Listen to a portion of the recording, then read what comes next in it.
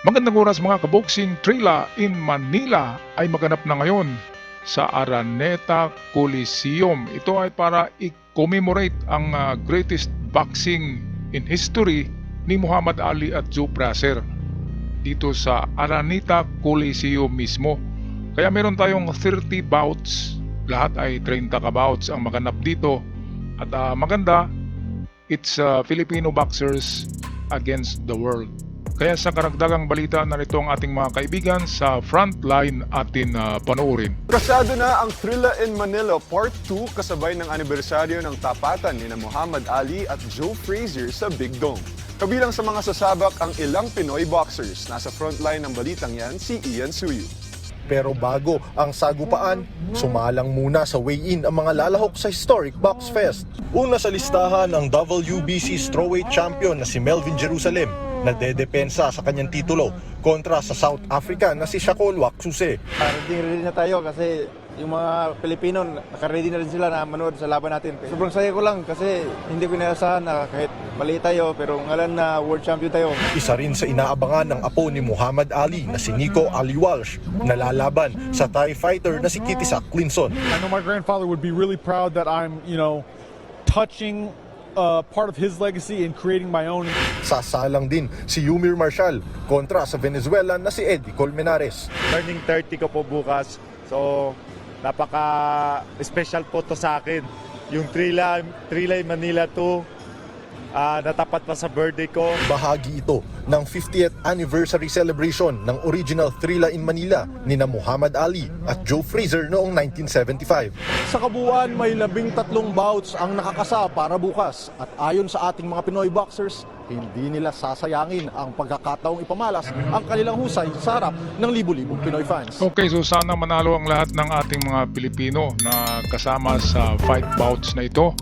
Napakaganda dahil dito ma-showcase ang talent ng ating mga bagong kampiyon sa Pilipinas. Well, atin ngayon panoorin ang actual na weigh-in at face-off ng mga manlalaro. Right after this,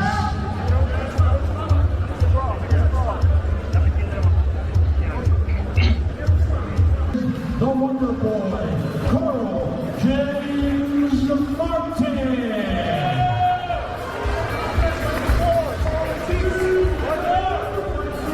124.6. We have a fight.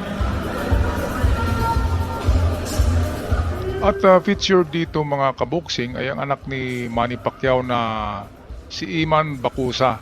At hindi lang yan, ang apo din ni Muhammad Ali, the greatest, the GOAT of boxing. Ito yung dreadlock na buhok dito. Ito yung apo ni Muhammad Ali. Ito naman yung face-off ni Marshall, Yumir Marshall, saka ni Colmenares. Meron ding heavyweight na invited dito. Russian yata itong isa. Malalaking tao to. Heavyweight. At marami tayong mapanood dito na hindi pa natin nakikilalang mga merong magandang records na mga boxer, hindi lang sa Pilipinas, kundi galing din sa ibang bansa. Kaya abangan natin to ngayon na to mga kababayan. Baka 2 oras mula ngayon ay umpisa na ang bakbakan. Sa ngayon ay nagumpisa na yung mga maliliit na rankings. Nagumpisa na yata ngayon at mamaya yung mga main events ay mga bandang alas 12 yata o alas 11 ay mapanood na natin. Dito sa bandang dulo, narito yung anak ni ni Manny Pacquiao. Si Iman Bakusa, na matangkad pala tong Iman Bakusa. Ito yun, no? At mabigat ang timbang, 130 pounds. Si Iman Bakusa.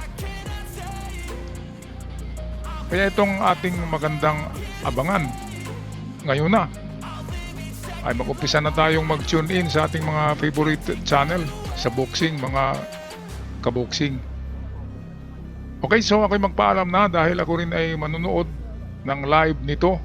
Thrilla in Manila, huwag kalimutan ngayon na At huwag kalimutan mag-subscribe. Maraming salamat mga kaboksing. Hanggang sa muli, paalam.